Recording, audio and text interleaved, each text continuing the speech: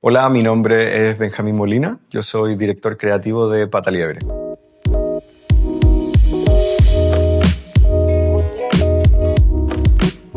Siempre me gustó la ropa y explorar un poco ese mundo desde la curiosidad en realidad y como la expresión, sin saber mucho y sin entender. Después cuando me metí a la universidad y empecé a estudiar, trabajé en un magíster de diseño y ahí me vinculé ya como desde el hacer. Aprendí de forma autodidacta a usar una máquina de coser y me puse mucho más curioso al respecto y empecé a hacer.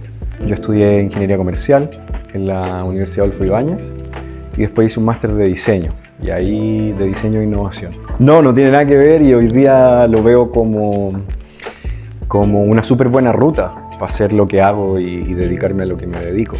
Sin saber, como que me salió súper bien. Pero yo estudié ingeniería comercial porque quería ser diplomático.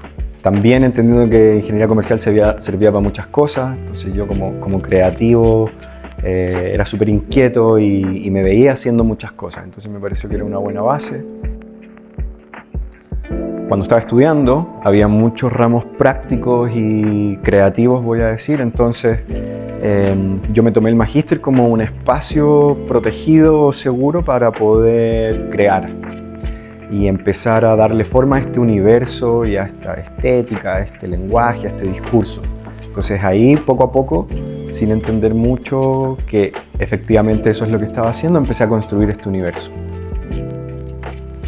Nosotros cumplimos en septiembre 10 años de Southplicity y en ese mismo aniversario hicimos el cierre oficial de la marca y cerramos un capítulo importante, ¿cierto? Un tercio de la vida. Southplicity nace el 2015 como un ejercicio creativo, como una marca que buscaba darle un espacio, darle un hogar a la experimentación, a la exploración, a un lenguaje específico que en ese minuto yo no encontraba. ¿Sí? Esto parte como una inquietud de hay algo que quiero, que no lo veo y no lo encuentro, por lo tanto la respuesta que voy a darme es hacerlo, construirlo yo mismo. Y muchos años funcionó así, como un espacio creativo. Muchas veces me preguntaban si estas cosas se vendían, no se vendían, si esto qué era. Entonces Southplicity durante mucho tiempo, en toda su duración, se entendió como un estudio de diseño, donde nosotros creábamos productos y ofrecíamos servicios también, ligados a la consultoría, relacionados con temas de diseño, de innovación, de manufactura, de materiales. Para entender un poco el universo, Southplicity habla un poco como de la magia del sur, la simplicidad de esta expresión y de esta emoción, de esta sensación a través de los materiales, principalmente. Y lo que pasó es que con el tiempo, esa expresión lo voy a hacer súper resumido, pero esa expresión empezó a quedar pequeña para la cantidad de cosas que estábamos haciendo dentro del estudio. Y Southplicity pasó a ser una marca dentro de este espacio que se denominaba Sureño, una marca más al lado de otras. Entonces nosotros teníamos una marca de ropa, teníamos una marca de café, teníamos una marca de cerveza. En algún minuto, un poco más breve, pero tuvimos una marca de muebles, que respondían siempre al imaginario y al universo estético que habíamos desarrollado, y era súper fácil para nosotros crear marcas, porque habíamos generado un sistema en donde entendíamos muy bien qué tenía que tener y las reglas para poder aplicarlo a cualquier tipo de producto y servicio. Y finalmente, en un ejercicio de reflexión, entendimos que esa primera marca, esa idea de Southplicity, era una expresión bastante pequeña para el universo que habíamos construido o donde nos estábamos moviendo. De la misma forma, Southplicity hablaba mucho de la simplicidad. Desde el tema productivo, era un sistema un poco más en serie, porque nosotros fabricamos local en series pequeñas, igual es algo súper pequeño, pero aún así estaba más o menos seriado o estandarizado. Y yo me doy cuenta que en realidad no estoy buscando la simplicidad, estoy buscando la profundidad. En la experiencia, en la expresión, en el ejercicio de crear, de reflexionar. Y así nace Pataliebre, como una búsqueda mucho más madura de la reflexión y la creación, más que de la serie de productos. Yo me crié en el sur y anduve toda mi infancia metido en el sur. Bueno, yo soy de Concepción, estuve allá toda mi infancia, después nací acá en Santiago, pero me fui para allá y volví acá a la universidad. Y todas mis vacaciones y todos los movimientos que hacía siempre fueron al sur. Yo crecí un poco con esta idea de la magia del sur, pues, entonces lo tenía muy a flor de piel. Además que me parece un imaginario desde el patrimonio súper importante, súper valioso, y del que se hablaba poco en ese tiempo. Mira, la marca parte como una búsqueda de moda masculina, pero más desde una estética. Entonces rápidamente empezamos a entender que esto no tiene que ver necesariamente con calce o con una proyección, sino más bien con como con una declaración. Desde los materiales, ¿cierto? Nosotros partimos trabajando con cuero y con lana, y desde las tipologías. Entonces, materiales y tipologías que generalmente de la forma que se trabajan están asociados a esta estética masculina. Pero muchas mujeres llegaron a tocar la puerta y a decir, oye, queremos esto. Entonces rápidamente nosotros entendimos que esto no tenía género en su propuesta. Y eso fue súper entretenido porque hay un montón de desafíos desde la producción para generar una propuesta sin género. Nosotros hacemos zapatos del 35 al 47, el mismo modelo en la misma horma, entendiendo que técnicamente las hormas de mujeres son diferentes a las hormas de hombres. Entonces, mucha gente se va a espantar y va a decir, eso no se puede hacer, no debieras hacer eso. Bueno, todas esas cosas que no se deben hacer, nosotros las cuestionamos y empezamos a entender cómo las podríamos hacer. Y empezamos a probar. Y en eso logramos resultados que hoy día funcionan. Claro, somos un estudio y hay un montón de gente. Imagínate en 10 años cuánta gente ha participado y ha aportado acá. Entonces yo los guardo a todos en mi corazón. Hoy día yo soy la cara, pero hay un montón de trabajo silencioso o de ladrillos que personas han puesto que están ahí. Parte de cambiar la marca también tiene que ver con honrar ese trabajo y despedirse un poco también de eso. Nosotros cerramos Outplicity para abrir Pataliebre. Pataliebre fue una expresión que usamos hace muchos años para denominar una zapatilla. Después de eso empezamos a desarrollar esta idea y este imaginario de Pataliebre. Hicimos una cápsula que se llama Pataliebre. Después tiramos la colección anual que se llama Pataliebre 024 y este año lanzamos Pataliebre 025 y tomamos la decisión de cerrar el capítulo de Southplicity y abrir el capítulo de Pataliebre Boutique, ya como el espacio que reúne todas estas expresiones y cosas que te voy contando.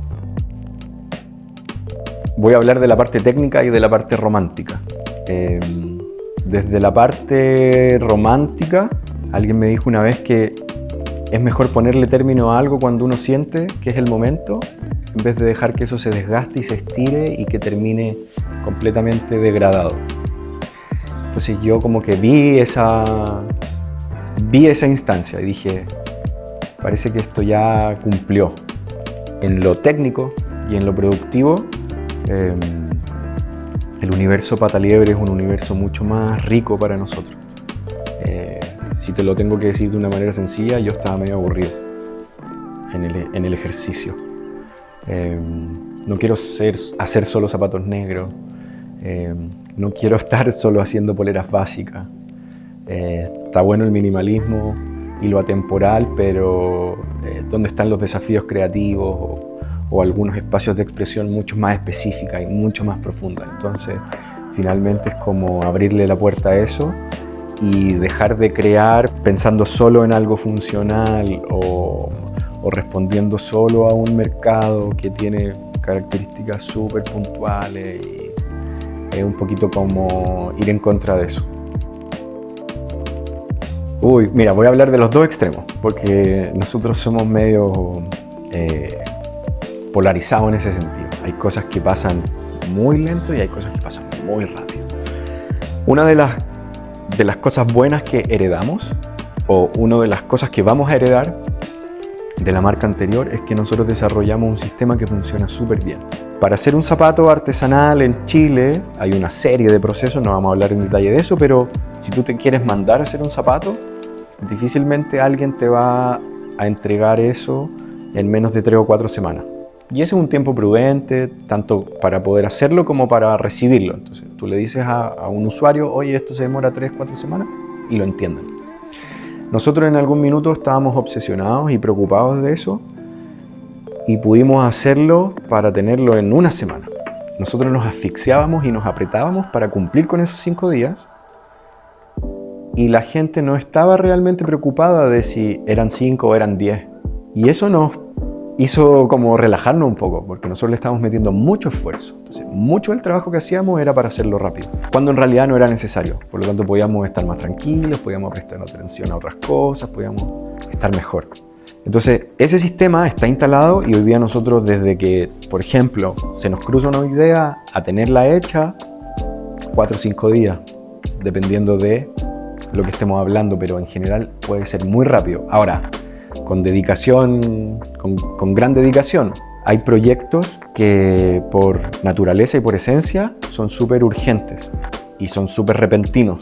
Pero después hay proyectos de largo aliento o que son mucho más estratégicos y que tienen una visión de largo plazo que demoran meses. Ahora, en general, para mí, proyectos de investigación, nosotros hacemos mucha investigación y desarrollo. Entonces tenemos algunos proyectos de zapatos hechos con residuos textiles. Esos son proyectos que para mí, desde la idea a lo material, no debieran pasar más de 3 meses. Y después proyectos dentro del estudio que podamos trabajar generalmente un mes y medio.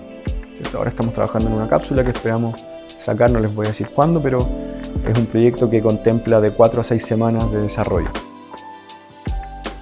Yo creo que tengo 2 visiones, pero una respuesta. Lo primero es que la mayoría de gente con experiencia te va a decir que hacer negocio en el mundo de la moda o de todo esto de lo que hablamos no es un buen negocio. Sí, y eso puede ser. Uno tiene que entender también qué es lo que quiere. Quiero comprarme un yate, quiero comprarme una isla, quiero jubilarme a los 30. Probablemente hay industrias y negocios mucho más afines para esos objetivos. Chile es un terreno difícil para hacerlo, pero no imposible.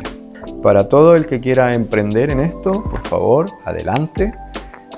Ahora, querer algo no es lo mismo que hacerlo ni lograrlo. El éxito no es un derecho. No porque yo quiero algo, tengo el derecho de que eso resulte o el derecho de que me vaya bien. Lo segundo es que si uno quiere hacer algo, tiene que hacerlo. Y tiene que perseguirlo y tiene que hacerlo de una manera excelente o desde la excelencia, no desde la perfección. Y eso significa ponerle todo lo que le pueda poner y no hacer un ejercicio miope, mediocre, flojo, ambiguo. Pero se puede y yo creo que es un poco lo que tenemos que hacer.